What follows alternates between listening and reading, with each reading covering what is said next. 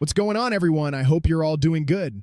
Welcome back to the Top Rope Club, so let me talk to you. Yeah! I want to talk about something that's been sitting in the back of my mind for a while now, and honestly, the more I think about it, the harder it is to ignore. I've been watching wrestling for years. I've lived through bad booking, weird eras, questionable decisions, all of that. But when you step back and really look at how this past year played out for WWE, you start to wonder if maybe The Rock was right the entire time. And I know that sounds wild to say out loud, because for a long time, a lot of us were annoyed with The Rock. Some people felt like he was overstepping. Some felt like he was hijacking stories. Some felt like he was putting himself first. But if you look at how WWE supposedly books, a year in advance, planning WrestleMania first and working backwards, then everything we saw this year becomes impossible to ignore. If this was the plan, then the plan didn't work. And that's why I think we might owe The Rock an apology, because it's been reported that The Rock wanted Cody Rhodes to turn heel and align with him. Cody didn't want to do it. Triple H didn't want to do it either. That idea was rejected. And instead, WWE pivoted to the backup plan, having John Cena turn heel and attack Cody. That decision alone changed everything, because The Rock's vision wasn't random. He wasn't just throwing ideas at the wall. His idea was to turn Cody into a corporate champion, the same way he once aligned with Vince McMahon early in his career. And whether people like it or not, that alignment shot Rock into a completely different stratosphere. So when Cody said no and Triple H said no, WWE chose the safer option. And that's where the problem started. Let's talk about John Cena's heel turn for a second, because Survivor Series really sealed it for me. Survivor Series felt like the punctuation mark on a year that just never fully clicked. WWE struggled all year. Momentum stalled, stories felt flat. And Cena's heel turn, which should have been historic, just didn't land. It didn't hit the way WWE probably expected it to hit. And when you look at it now, you start to wonder, what if they chose the wrong guy to turn? Because if Cody had turned heel instead, it would have opened up the entire roster in a way Cena's turn never did. Right now, WWE is overloaded with baby faces. Too many faces, not enough believable heels at the very top. A heel Cody fixes that instantly. Now suddenly, the door opens. Now suddenly, Cody versus Randy Orton feels different. Now suddenly, Cody versus CM Punk has teeth. Now suddenly, Cody versus Seth Rollins, Drew McIntyre, Kevin Owens, even Jey Uso feels fresh. Because now you're not watching faces chase a smiling champion. You're watching people try to take down a man who will do anything to keep his spot.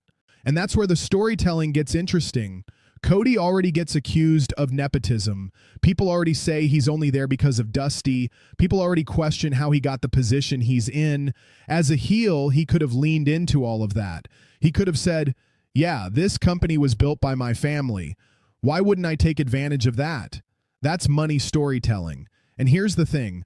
Cody can wrestle aggressively when he needs to. We've seen it. He doesn't need to change his style. He just needs to change his mindset. And once you do that, everything else falls into place. Now look at John Cena in that scenario. Cena stays a babyface, and that's important, because we've now seen what Cena's heel run looked like. And honestly, why would anyone want more of that? It didn't add layers. It didn't deepen the character. It just felt rushed and awkward. But Cena, as a desperate hero chasing one last title against a corporate-backed Cody Rhodes, that works. That's classic Cena. That's Super Cena pushed into a corner. That's Cena raging against someone who represents everything he hates: power, entitlement, manipulation. And guess what else happens if WWE goes that route? There's no Travis Scott. You don't need him. You don't force him into the biggest match of the year. You don't sabotage a WrestleMania main event for a crossover that goes nowhere. Instead, you get The Rock fully involved. You get shenanigans. You get corporate manipulation, you get layers. The Rock essentially steps into the Vince McMahon role. Cody becomes the corporate champion. Cena becomes the resistance. And suddenly the story writes itself. Now flip it even further. That changes Roman Reigns' entire trajectory. Maybe we don't get the same matches we got. Maybe Roman goes in a completely different direction. One decision, one heel turn changes everything downstream. That's what real long-term booking looks like. And when you think about it that way, it starts to make sense why The Rock quietly stepped away. Maybe he didn't want to be associated with what WWE ended up delivering. Maybe he saw the cracks forming. Maybe he realized, if they're not willing to commit to this vision, then I'm not putting my name on the end result. And looking at how the year turned out, it's hard to argue with him. Cody barely wrestled. People got injured because they weren't working consistently. Momentum died all over the roster. A heel Cody would have forced movement. It would have forced stories. It would have forced people to step up. Instead, WWE played it safe. And I get the argument. I've heard it.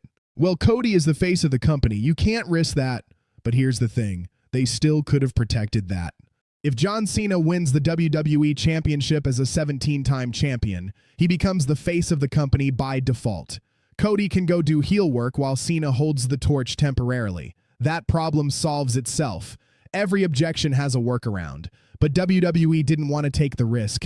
And maybe, just maybe, Triple H didn't want a storyline that everyone would credit The Rock for pitching.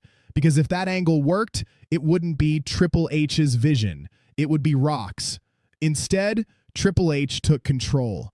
And he got what he wanted. He just didn't get it the way he thought he would. Cena's heel run was blamed on him. The creative misfires were blamed on him. The year's failures were blamed on him. So, yeah, he got the spotlight, just not the praise.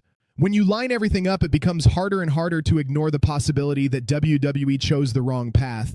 Cody turning heel would have cut out so much filler, so many dead-end segments, so many awkward alliances, and we're still waiting for a proper Randy Orton versus Cody Rhodes program, because Randy cannot dethrone Cody as a babyface.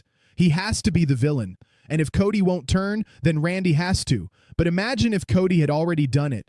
Imagine the build-up to Cody versus Rock the following year. That's a WrestleMania main event that sells itself.